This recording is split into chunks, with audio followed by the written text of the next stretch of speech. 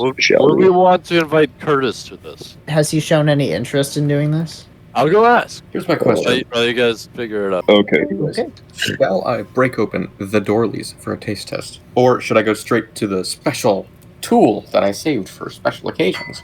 The Mousecatool? The Mousecatool. Oh boy. The Mousecatool is, and I quote, absinthe, original recipe, 68% alcohol by volume, 136 proof. Alright. My gin that I've been partaking in over the past 3 years and haven't finished is 45% by weight. About an extra 30% more. It's very strong. Okay, guys, start giving me simple genres. We're not using ChatGPT? Oh, I guess we are for the prompts, aren't we? Yeah, for the Yeah, prompts. and we're just spinning a wheel for the. Yeah, right.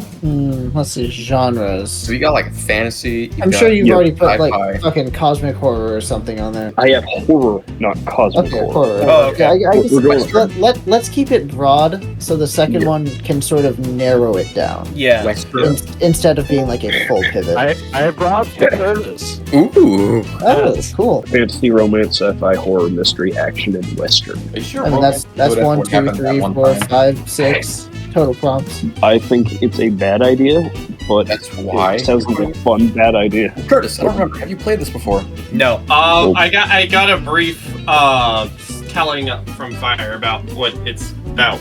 Extremely brief. Actually not explained at all. Okay, Yes. wonderful. He's prepared. So where do I write this thing, and then how do I give the don't story? You don't have to do So, anything just yet. don't worry about it too much. We're gonna use Google Docs. That's the best way Yep. to do it. No, I think we've got our base Okay, sounds genres We'll locked, loaded, and roll ready to down party. the Discord order then. Prime, Okay. you're the first target. So, western. You're starting off western. Alright, so that'll be Prime, writing a Yeah. Western. Okay, who's next? Fire. Fire. Fire is up next. Looks like you get to write a good action story. Alright, next is Raxian. Whoa. Curtis, as he is colloquially known. Yes. I'm also You known get- as a brain tumor. You get the genre I wanted, horror. Oh, do I get to do like Lovecraftian horror? Whatever you want, can buddy. do whatever kind of horror Yeah, you you want. can open it with whatever tone. If But you want the horror gimmick to is get out, that halfway through our time, you're going Yeah. to get another genre. and you're gonna write Yeah. someone else's story. Is that? Or Yeah. Wait, no, I yeah. think are we switching stories? Yeah, we are. Okay, Alex, I did not realize that. that was Yes. first. Okay, I thought we were taking our own story and shifting it. All right, Yes. Josh, you're up next. There Hi. are 4 genres left, and you get to write romance. Fuck! No! Oh yes. My greatest fears have been realized. Is it my turn? I get science fiction. And Connor, yours is a coin flip between mystery and fantasy. And it looks like it's going to be fantasy. Bro, it gets literally We're everything much in prefer Master's mystery. Self-promo. The Oh. list has been laid. Your words are CAC neutral. So, Curtis, what we're going to do is we're going to go open ChatGPT, and then you're going to ask it for a couple prompts in the genre of the person above you. Okay, a single sentence prompt. You can pick 2 of them, and then you send them off to that person, and they get to pick one of those options. Oh god. Josh, I gotta generate yours. Curtis, what you're gonna do is from these 2 prompts, don't let anyone know what they are. You're going to pick one of them and write about one of them. Those are really long sentences. Holy crap! That is the prompt they gave me when I asked for a one-sentence prompt. All right. Fuck Actually, me, I there's- guess. This one, I think, You is can interesting. take it apart, Brian. I gave you a pretty generic one, Or and the one that I title, think like- might be a little more spicy Title of potentially. Yeah, no, there's no world in which I'm not take the first one here. I like Event Horizon too much. I watched that with Joshua and Iffy the other day, which is it made me think of that. Yeah. It's one of my favorite sci-fi movies. So everyone, open up your doc. I need to listen to horror music to set my brain into the tone. Yeah, I That's just a good idea. setting up 100%. some sort of music. Western ambiance. Yeehaw! Yeehaw! Yeehaw! Yeehaw! What the fuck is a romance ambiance? You just listen to what is it? Yep, the theme of Orange website. Alright. Oh man, what am I fucking gonna write about? I feel like I'm gonna bleed my genre a little bit. What, your action? Yeah. Actions? I mean, you can do anything for action, so What? long as it's, action. Action. Those There two, is those are action the in it. those are the 2 prompts I got. I'm like, oh, okay, Oh wait, I have 2 options. That's right. yeah, those are 2. Yeah. Yeah. Sorry, I didn't space them well. Hero basically gave me like 12 options here, so. ChatGPT gave it. Yeah, and Alright. don't forget to either set the header or something similar to be the prompt, so Yeah. everyone can see it and we can read it out when we start. And it's like 30-minute interval? Yes, so we're writing for 30 minutes, then we're going to switch the story to someone else with a different genre. And they have to continue the story and finish it in 30 minutes in that new genre. Oh. So, like, say if I get someone else's genre, I continue it with horror in mind. No, Yes. we're gonna re-roll genres. Oh. You could end up writing romance genre? in a horror story. Yeah, you could. Mm-hmm. That's gonna be interesting. And maybe Anyways, that's how I the had whole- sex with Cthulhu. Exactly. Horror. Imagine if it was Nightmare on Elm Street, We'll be- and halfway through you realize this is my dream. I decide what happens here. When I get mine, it will immediately become a, I don't know, A Connor romance or story? something. Yeah. Alright. Whatever Connor you do, story. don't make it about the Church of Goo. Alright, we are going to start in 3, 2, 1, go. I'm writing a romance. I have nothing. I have no choice but to goo.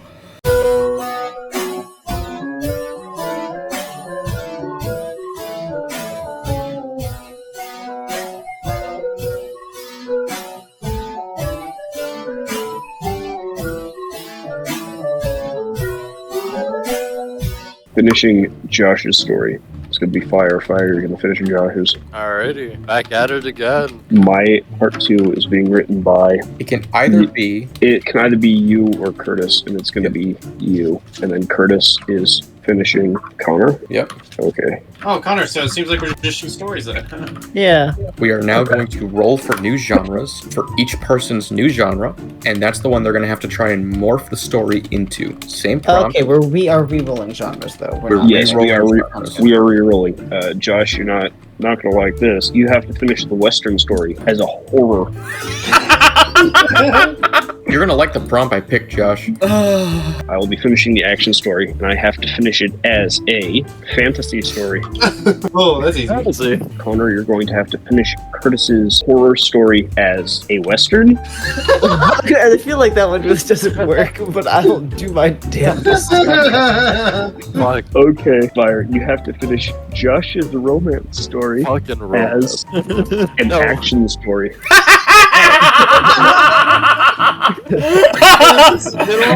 Sure. Okay, That work. let's write these genre changes down. I already have them. Okay, Give me fantastic. just a second to put them out. Can we get some audio confirmation up in here? Who's ready? Dondo ready. I'm Connor, Connor ready? is ready. Connor's ready. I was able to read, yes. I guess Curtis I'm is ready. Alright. Weezy's ready. Alright, we're starting the timer now.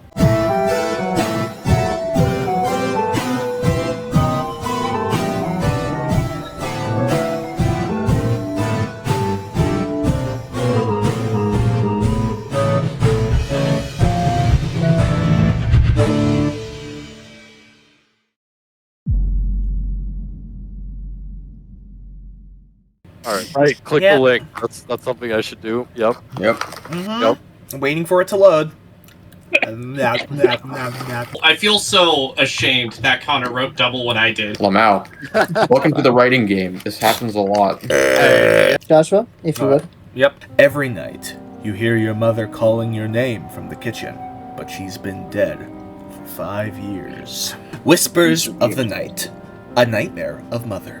I was once a happy man, content in my daily life given the slow days, and beautiful shimmers of the ocean in the bay during sunset. Living with my fiancée and old mother, once I had only one wish to be here in Antioch with my family. Everything changed when I got a job working the fields in nearby towns. I worked long days, and even sometimes I had to rent a room. Although it was a quiet life, it had its troubles, though the pay was good. But I wish I had not gone to the fields that day 5 years ago. I had lost everything, even in the heavy rain. My home burned down with my soon-to-be wife and my elderly mother. All that kept me going for so long through the pain of my father's passing and my fiancé's family deaths is all but ash. I somehow made it through the trauma and got back on my feet, weary still from what I had lost. I got a home on the outskirts of Antioch, a small home silent at nightfall and peaceful. 3 weeks ago, I had a chilling feeling in the late morning, like something was watching me. Only a few days after it started, I heard someone walking in the living room, followed by a painful groan every night. I would have only thought it was exhaustion from the sleepless nights after field work. Then I heard it. "You left us, David. You left us to die." I awoke in a cold sweat, lunging from my bed. It was her voice. My mother's voice, who I hadn't heard speak for nearly 5 years to that point. Only now do I recall that it was the eve of her death that night. The eve of the day I lost everything. I regret my actions following that event. I could have faced her, could have walked into the kitchen from where I swear I heard her echoes and ended the dream there, seen her or not. Instead, I ran, unable to face the past. I donned my boots outside and ran to escape it. There were no neighbors close enough to question my odd behavior, though I wouldn't have cared if they did. Have you ever felt the rain carry your tears away? I did that night, finding myself upon a stretch of prairie, silent and moonlit. Silvery grass swaying in the breeze, which itself seemed to flee from a great bank of storm clouds inhabiting the horizon. They thundered at me, terrible strikes of lightning, raising my hairs and illuminating the darkened night for a moment. In that moment, I saw a figure upon the horizon, more umbral somehow than the night, and approaching quickly. In moments like those, a man truly discovered himself. I'd run from so many things in my life up to that point. My first wife, my childhood bullies, even the delirious morning-fueled memory of my own mother. The rain from above struck my face, hiding my tears and regrets alike. So I stood for once in my life. I stood and screamed at the living shadow that barreled towards me from the bluff. I screamed for my mother and wife-to-be and our unborn child, until my throat ran dry despite the rain, almost feeling choked by ash and soot until it was finally upon me. My eyes closed in anticipation of death, perhaps worse. I was greeted with damp hair pressed against my forehead, knocking off the hat that previously adorned me. The scent of my mother was overpowering. She'd grown up on a farm, using natural products on her hair that never seemed to go away even after she rarely went outside anymore. She was a strong woman, but even she couldn't escape death. "I'm sorry, Ma," I whispered to the beast. It neighed softly, revealing its identity not as some vengeful specter, but as a sleek, black horse. To this day I wonder why she came upon me that night, galloping so fast to run me down and yet slowing in her approach, not fleeing at my ragged form or desperate screeching. But she brought me home, where I stayed awake for another 14 hours, watching them grandfather clock tick away second and minutes until the hour struck. The hour of the fire. Behind me, from the kitchen, I heard her voice again. "David, I forgive you." I turned to the kitchen and ran to my mother. Nice. Thank you. I like This that. Did you get? Horror Western, right? Yeah. Yes. Okay. Yep. Okay. What did it go through? This was It was horror horror Western. into Western. I Yeah. tried to make it Western by making it a horse. man versus the environment world, and also I threw in a horse. That with the hat and then the horse and the Yeah. product. I see. I was trying to Westernize it as much as possible, but there was definitely a way I wanted to go with it. I did like how you switched it at the end there. I do think that was good. It was a good transition. I can sort of see the Little House on the Prairie vibe going with it, Yeah. but I was Yep. waiting for Ghost Grandma to rock out with the dual revolvers.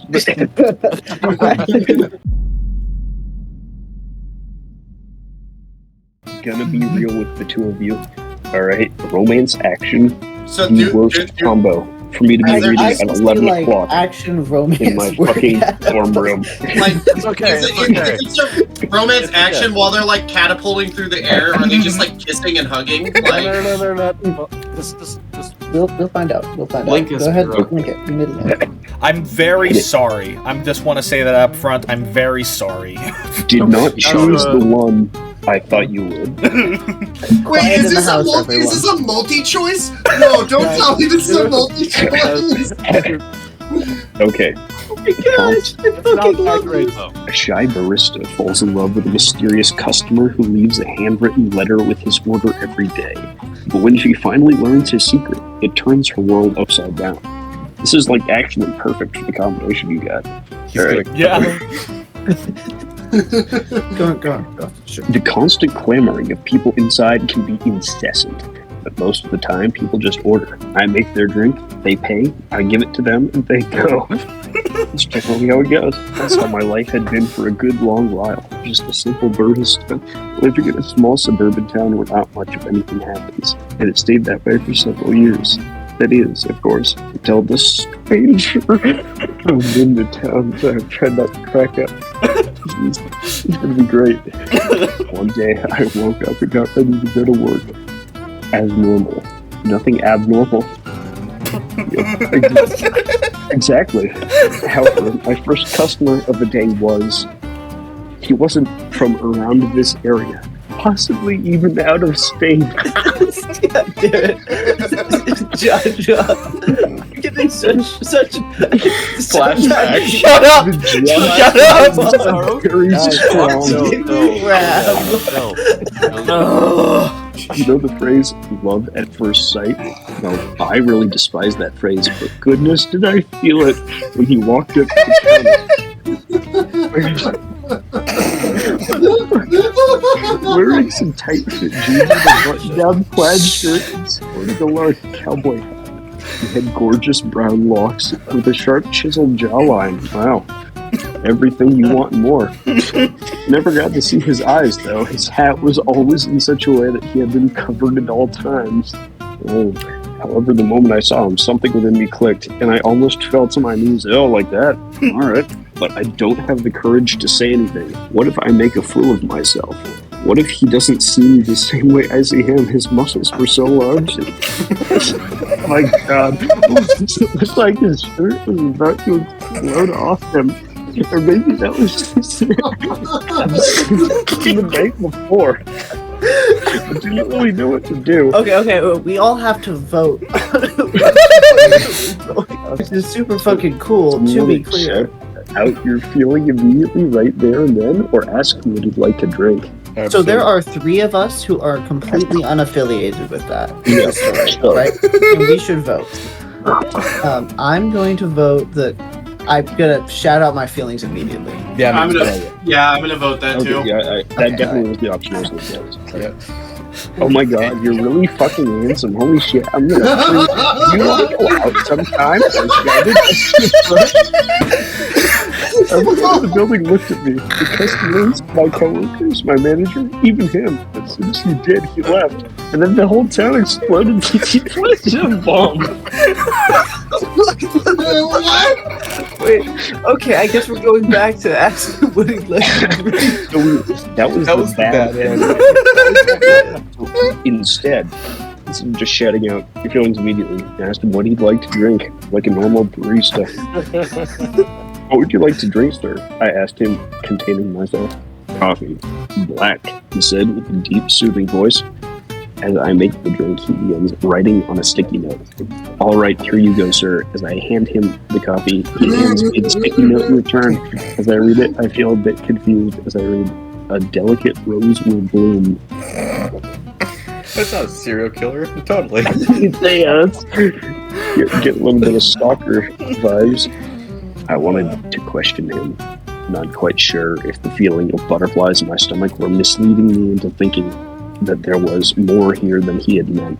However, I never got the chance, because he left some cash on the table and left without a word. It was all I could think about that night. The next day he showed up with the same order, a different color plaid shirt, and he left a different note. One so sweet. Force him to answer you straight, page 5. Wait for more of the puzzle, page 6. Page 6. Okay. Page 6. Page 6. Oh, I was gonna vote 5, but we go for We're gonna 6. do both anyway.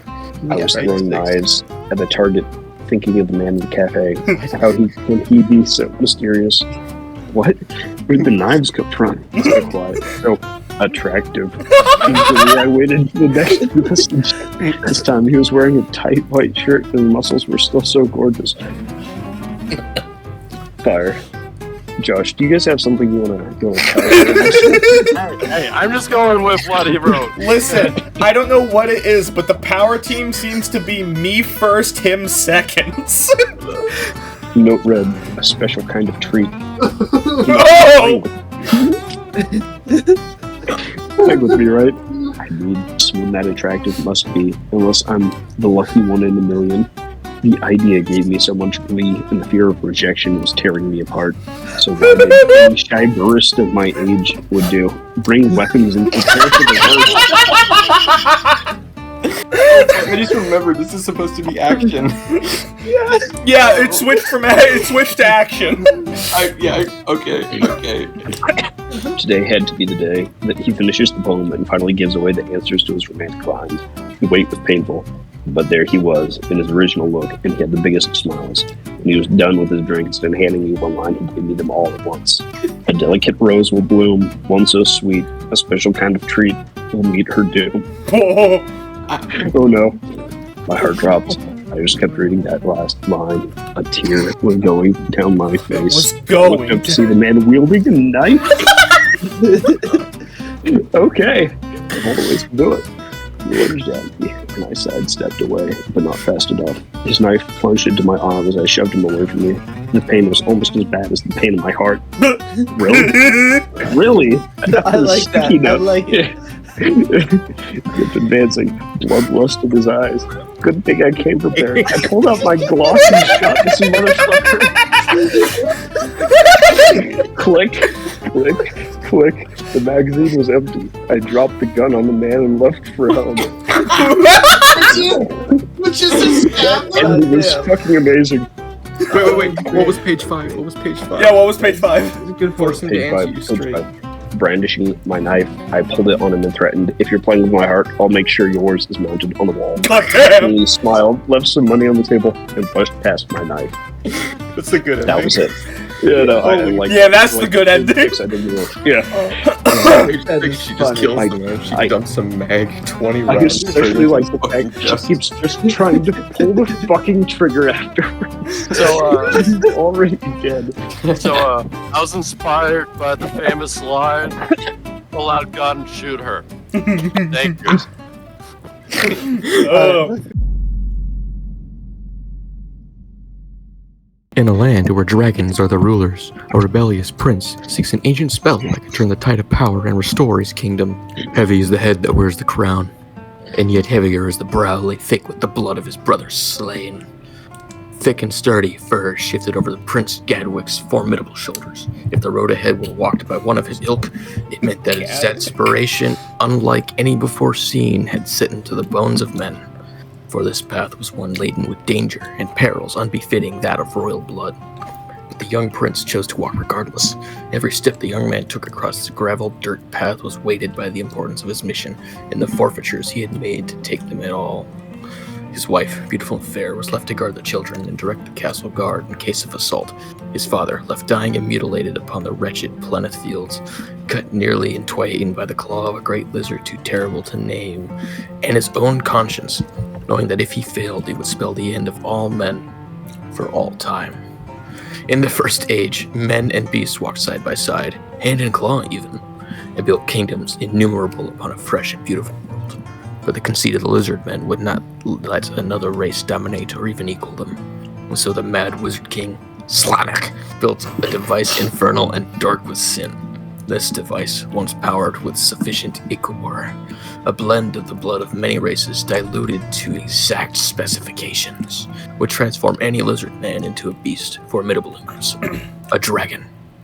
The dragons of the Second Age were almost benevolent, nearly gracious at times even. Having had their craving for power fulfilled, a cup built on domination, however, is never one filled. And so the Second Age came to an end with the sacking of Lilig Keep and the apocalypse of man. Alongside Gadwick traveled a troop of 5 men, Chief among them stood Helio, crowned guard and royal protector. It was his sacred duty to guide the party into the peak of Mount Eris to unlock Schlanek's tomb and release the spell that still festered in the flesh of the dragons in the current age. But to be seen on this path was to ensure total annihilation, a retribution so swift and fierce from the beasts who guarded it. Reaching the base of the mountain in the first of its worn but seldom used steps, Gadwick let out a sigh of relief. He had made it this far, and still had the skip upon his frame.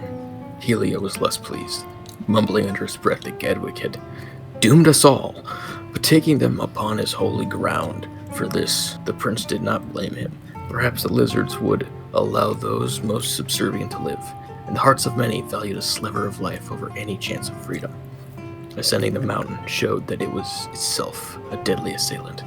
Perhaps an hour in, after ducking to avoid the gaze of monsters most frightening, 2 of his men found themselves tumbling off the edge, feet unable to find solid footing amongst stones covered in lichenous moss.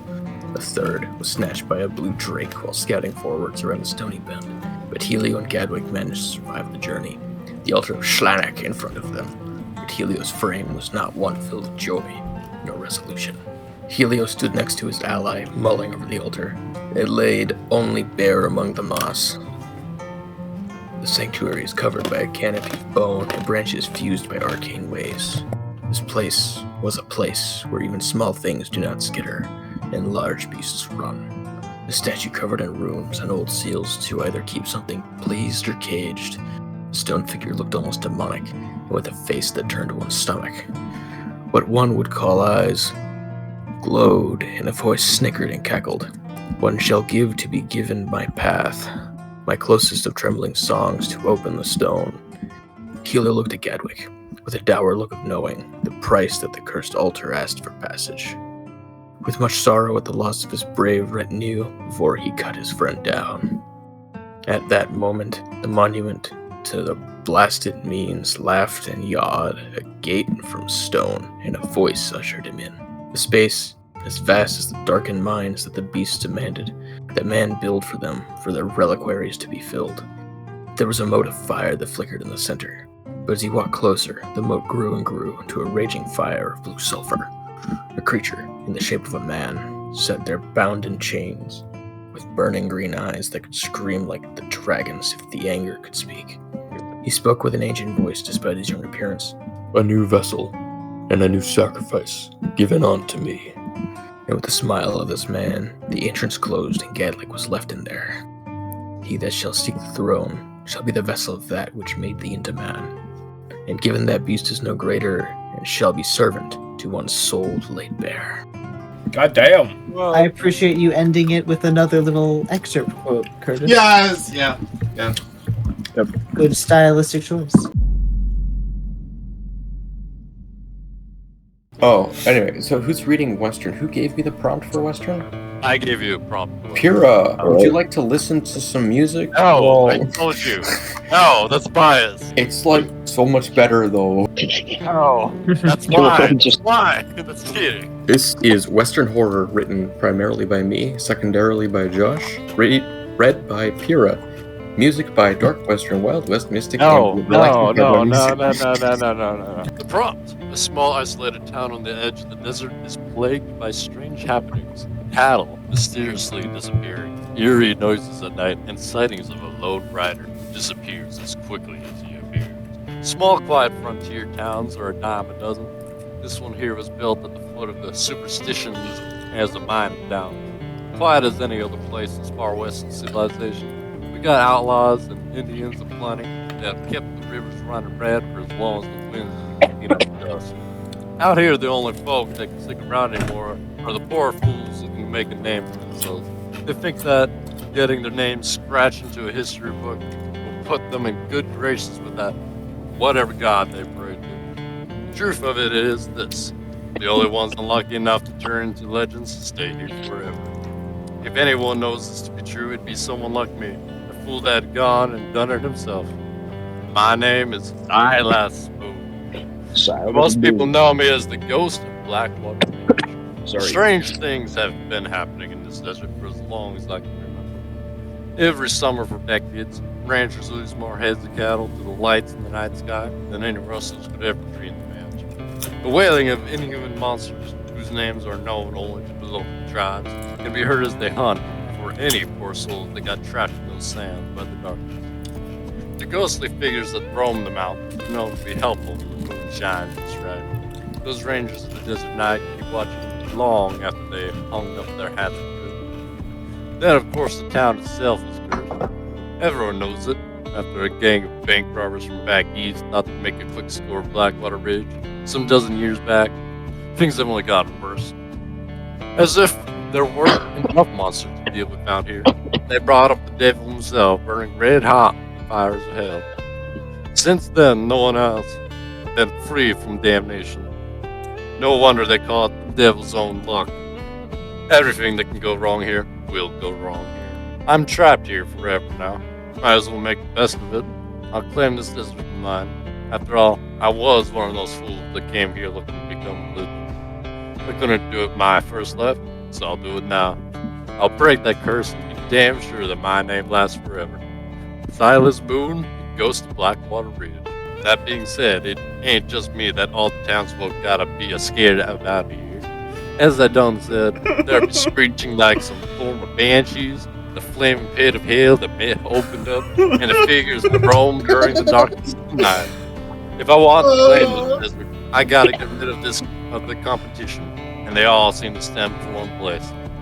The Dar Hills.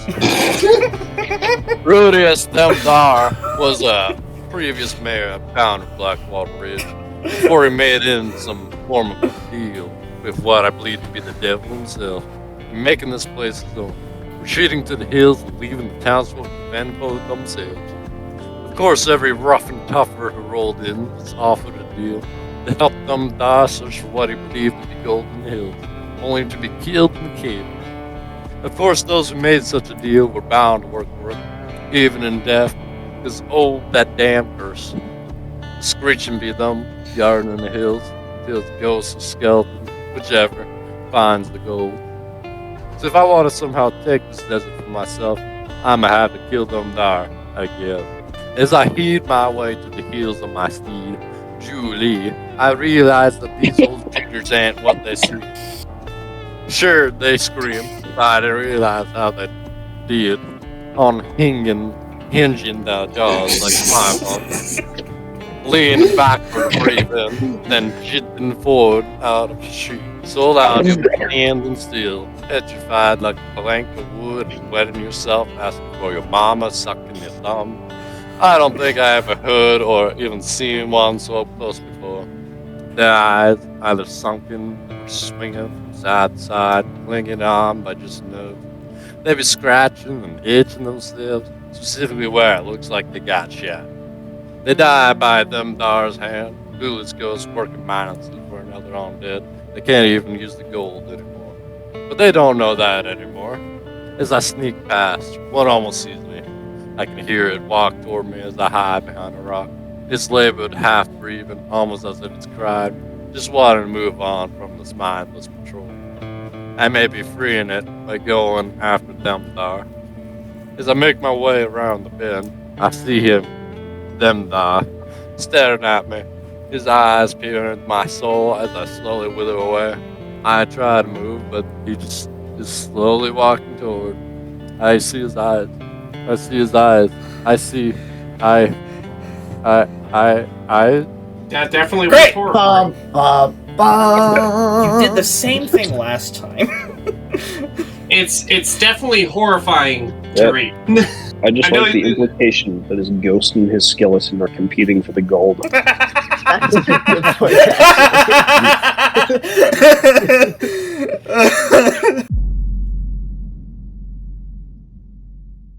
AIDS sci-fi. It is. I get to read It AIDS. is.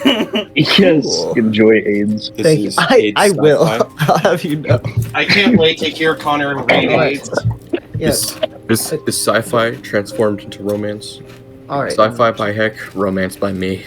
Brilliant. All right. A long-lost spaceship returns to Earth after disappearing for a century. carrying a mysterious message that could alter the future of humanity. Oh no! Exactly 100 years, 4 months, and 5 days from the launch and disappearance of the Neuro Shuttle Crinius Ray, that derelict vessel was once more sighted orbiting the moon of, I think that's Io.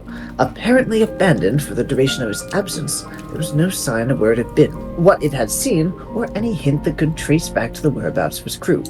The inside had been picked clean of equipment after its return to Earth, rummaged through in a frantic dash to catalog the several strange artifacts that had appeared within the ship's interior.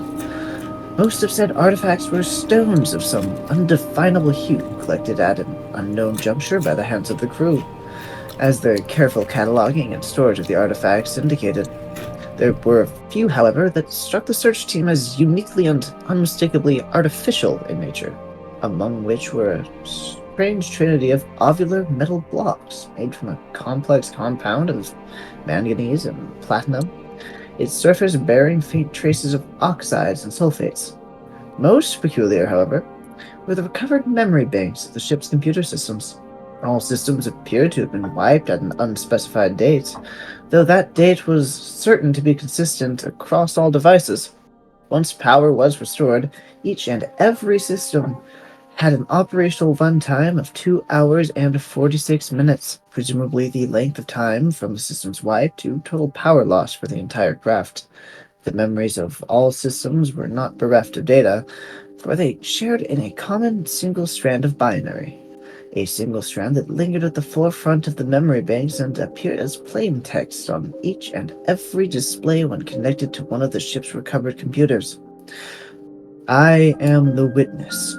I have seen the curve of time. I have watched the hour of starlight. Wander my stars no longer, else join in my ending. Such a message was translated several thousand times and brought to each and every historian, linguist, or poet of the slightest renown in the hopes of ascribing some historical, religious, or otherwise metaphorical intent to it. Such efforts proved to be largely in vain, with greater progress being made in the more physically grounded avenues of study. The ship's position was deemed to be no accident, but rather a placement of incredible specificity, being gravitationally aligned in such a way as to reveal itself at a period of time or at near that of its actual discovery. The ship, too, was in remarkable repair given its age and long tenure of operation, and examinations of the onboard electrical systems revealed that it indeed had run off its own nuclear power supply for close to a century, and that extensive work had been undertaken in restoring the power supply lines to working order. Eventually, it was discovered that the strange ovular materials recovered in the ship proved to be extremely electromagnetically unstable. When brought within the Earth's magnetic field, they clashed with it in odd ways, resulting in peculiar, almost musical resonance. Dubbed by researchers as the Space Song, efforts were once again made to use the resonance in conjunction with the wiped equipment in an attempt to glean more information. Tests produced strange findings, but nothing of immediate use.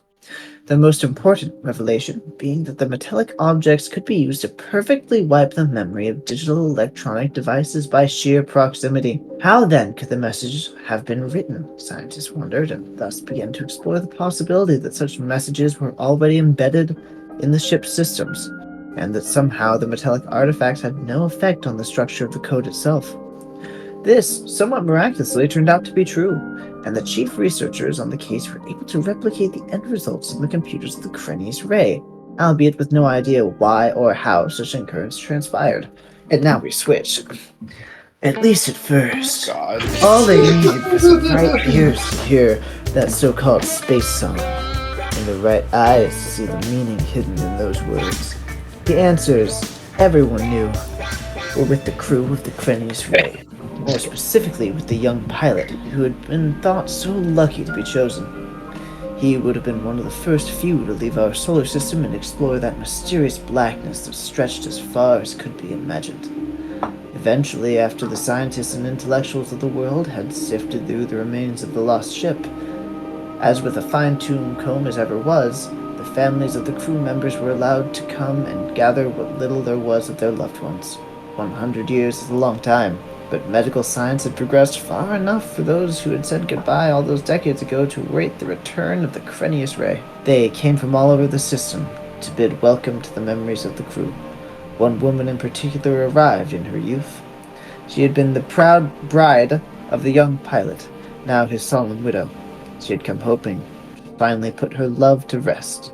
As she walked through the doors of the station where all the crew's kin had gathered, she heard faintly from the scientist's terminal a melody playing. The melody had been the first that her beloved had written when he had first courted her, distorted and out of key, yet recognizable all the same. She approached the scientist at the terminal and told them that she knew this space song. Surprised at her comment, they initially dismissed her. That's when she noticed the words on the screen. I am the witness. I have seen the curve of time. I have watched the hour of starlight wander my stars no longer, else join in my ending. Recognition hit her once more. This time she couldn't hold back the lump in her throat. A Renaissance man, her pilot had been. A pilot, of course, an astronaut, a musician, and a poet. She recited the full poem from memory. The scientists and other family members of the crew came to realize what the signals had been. The crew of the Crenius Ray may not have made it home, nor had they vanished without a trace.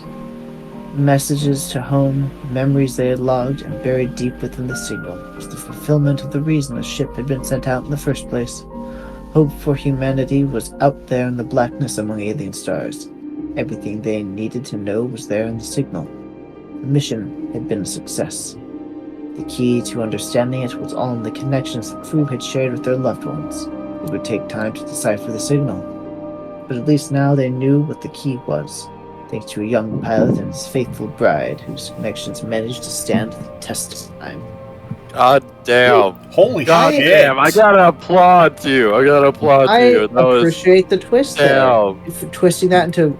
That was probably Yep. the best way that could have Fucking gone. God brought it back. Sci-Fi damn. experience. You fucking brought it back. I would like to say this now before I forget to mention it later.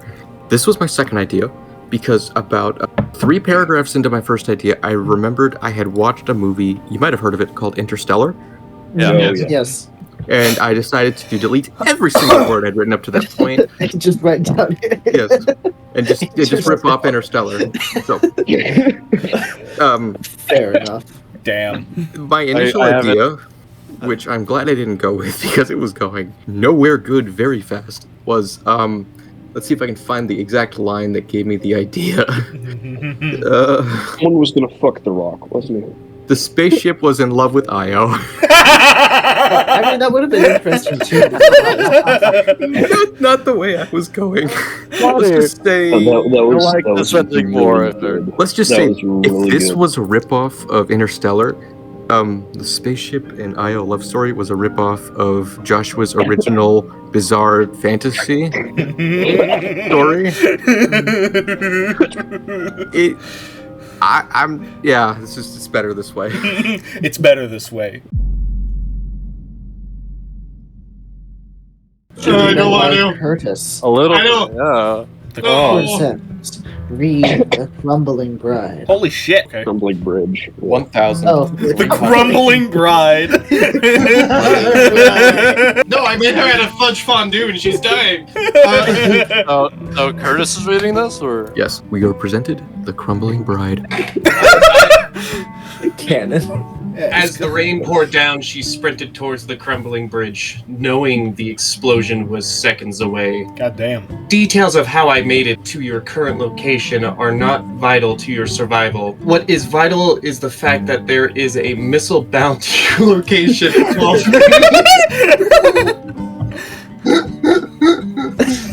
Fire's starting us out strong. I said as I grabbed a young woman from the rubble. She had open wounds on her arms and she was covered in soot. Spotting her wasn't easy to me to do. Easy for me. Oh my, sorry about that. This is why I'm sorry, guys. it's fine. But it will definitely help keep her alive. Time was vital, so I shoved her into a Humvee and Sabbath started driving. I gave myself a moment to breathe and think. I arrived in an area from the south with my squad fully armed, but the ambush set my Crimea? Yep. Set by Crimea, okay. Crimea the Vast was devastating. He's pretty vast. He's an entire country. Yeah. We were trying to break the lines and retrieve the hostage, Sarah. We had made it to her, but now it was just me and my brothers in arms. God, I hope she will be worth the bloodshed today. Bam!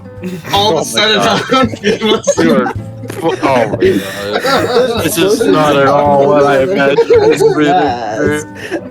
This is the meeting isn't for points, thank God. All of a sudden, the Humvee was riddled with small arms fire and was hit with an RPG.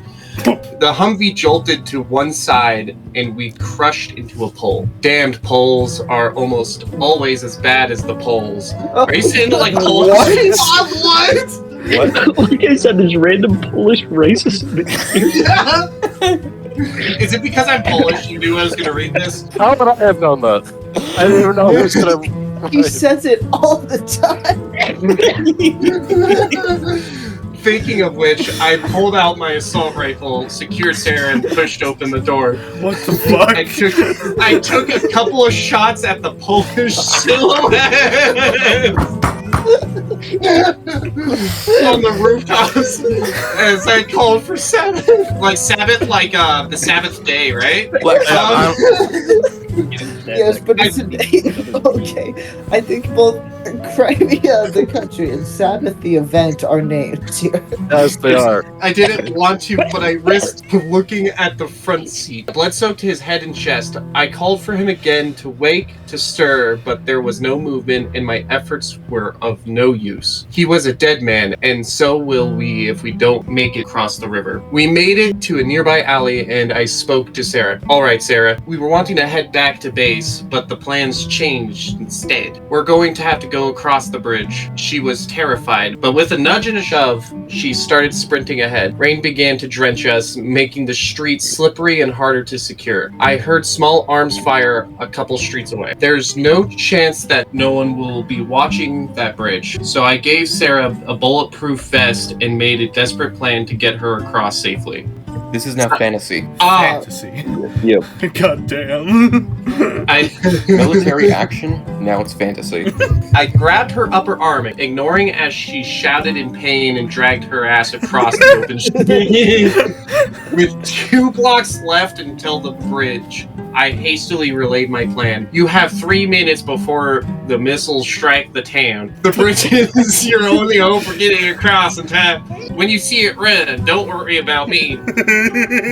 Sarah nodded, and it was all I could do but hope she could remember my instructions when bullets started flying. We cleared the last 2 blocks in just under a minute, and when the bridge came into view, Sarah broke into a dead sprint. Muzzle flashes blossomed from the windows of a 2-story building that overlooked the bridge's mouth, and I returned fire, spraying indiscriminately at the flashes when they appeared through the haze of smoke, rain, and dust. The enemy continued to rain lead, but their fire was far from effective as I crossed the last street and hit the bridge running beside the VAP. It was foolish of me to think we were home free, for no sooner had we hit the bridge than I was confronted by the leader of the enemy forces herself, Crimea the Vast, who stood opposing 9 feet tall. God damn! Giant, literally. It is fantasy. She hefted a 240 Lima as easily as it were a service rifle and opened fire. Bullets ripped through the driving rain, and one caught Sarah in the leg. Another found me in the chest, and I gripped my teeth as the plate of my...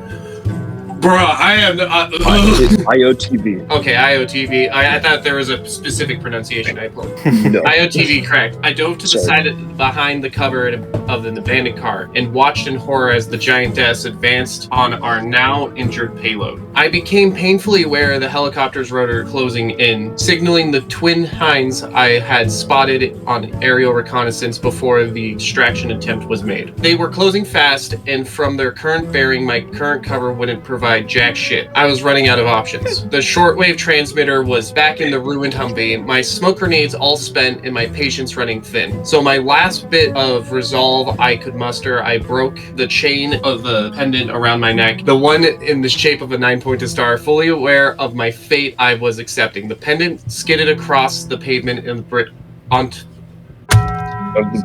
You can always control plus. No, it's Make I'm reading the words, my head saying one thing, my mouth saying another, and pavement of the bridge. Coming to rest at Crimea's feet, the expression of her face was one of confusion. She slowly bent and picked up the tiny piece of metal with one massive hand. Lightning flashed, and one of the hinds exploded the ball of orange flame. And there, screaming across the heavens, a scaled form of...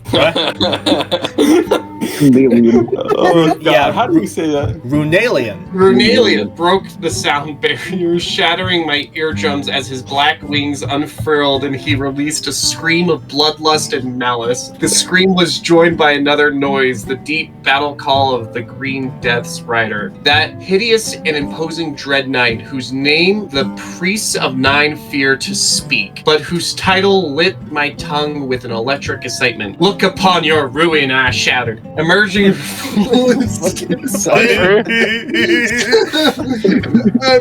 to stand in full view of the giant arms raised to the sky. Garashi, the fathomless, hunts his prey relentlessly, and he will allow no others to claim his prizes. As if in response to my words, Rahelian once more screamed his bloodlust. The remaining hind churned its machine guns upon the beast. Ryder was too agile and spun the dragon low over the ground of the ravine below. Appearing as little more than crevices below, with vicious conviction, the beast descended upon the craft, tearing it apart in seconds and roasting the occupants as they attempt to jump free. At last, when the charred and twisted wreckage of the hind tumbled into the gorge below, the rider jumped free and landed, crouching on the bridge between me and my adversary. My heart sank as he churned away from the giant, instead confronting me. Nimalak Liak. Oh, these names. He said it in a voice low and commanding. You have defied your post as you have sworn it. Prepare now to face justice. This is the end, I realized, my final gambit having just failed. That was until Crimea decided to end her own life in the most foolish way by attempting to interrupt the hunt of Garashi's shadow blood. Even worse, she dumped close to 200 rounds into the back of the shadowy knight before she realized the weapons of mortals were not meant to slay a force of pure, unadulterated carnage. Altache spun, deftly stepping over the form of Sarah, who was frozen in shock and terror, and pulled free Dawnbreaker from his fuck? 2 slashes sent Crimea's head tumbling from its shoulders as pounds of molten lead rained from the barrel of her 240 Lima. All in vain. At last, Garashai turned back to me, and I knew my life had run its course. But in that moment, it was all I could do to stop a massive shit-eaten grin from overtaking my expression. The objective was complete, and that is what mattered. Sarah is safe. The Pulls defeated. And now, I closed my eyes and smiled at the Shadow Knight as the Shadow Knight leveled his blade, and my life ended with a flash of the missiles destroying the town behind me. The fuck? Two things. I'm sorry for my reading, and also Dawnbreaker? The sword from Skyrim? The Skyrim. A new hand touches the beacon. A new hand touches the beacon.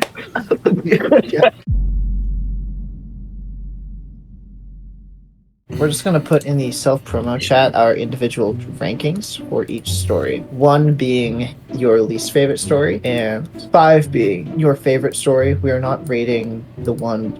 Well, I guess it's 4 then is the highest rating and give a story, because we're not going to rate ones that you contributed to. And we're going to call them by the genre they started on. God damn. This takes some thought right here. Yeah, I was going to say, these are... So 4 is the highest? Is 4 the highest? 4 is the highest. Yeah, Where's the highest? Oh yeah, we're not doing our own. That's right. Duh. I mean, even if I could include my own, fucking the bridge one's going at the lowest. I think this is what I like. Yeah, I'm not. Ooh. The action was not gonna. It was mostly my problem trying to read it, so I apologize. No, I also Dawnbreaker. Yeah, I don't know. I did the sword name. I just pulled one out of my ass. but here's the thing that made me laugh a lot about that one. I'm not making fun of you, but the way you were struggling to read, plus Mathias's penchant for using really strange language and words, as it just progressively got harder to read. The point I'm making is, it was like, fine, just kind of stumbling over your words, until Runalian. I was just like, I'm not reading that. I'm good. It was like, it was fine. It was just like stumbling a little bit, and then fuck you. Alrighty, I have our results roughly in. These are the final rankings. First, we have the Sci-Fi Romance by Mathias and Prime. Let's be real. Prime carried that. Yeah. I have redeemed myself from the first episode. It only took about 4 tries. Wait, the final number in parentheses? That's the total points for that story. Oh. I was planning on putting the individual numbers in the 2 sets of parentheses right there, but I realized that doesn't make much sense. The intent is to be the word count next to each of them as well. I Well, only have, What happened to I only me? have 7. Here are the... I know what happened to you. You lived the high life your first match of the writing game, and then you peaked there, right? You're just coasting on your fame now, resting Here's on your the laurels. data I had to from that. crawl my way up from the bottom. This was honestly Yeah. my worst round, I think. Points wise, this was your worst round, yes. I think this is my best round so far. Lamau. I'd like to rant for a minute about Yeah, just how bad the crumbling bridge is. Oh, No. I feel like Holy no, fuck. I'm not gonna listen to Holy you fuck. self-deprecatingly rant again. I'm What do you mean leaving. again? It is a feat of mankind if you can cause me to get brain damage from reading something. It's not hard. Alright, folks. And until next time, I bid thee farewell.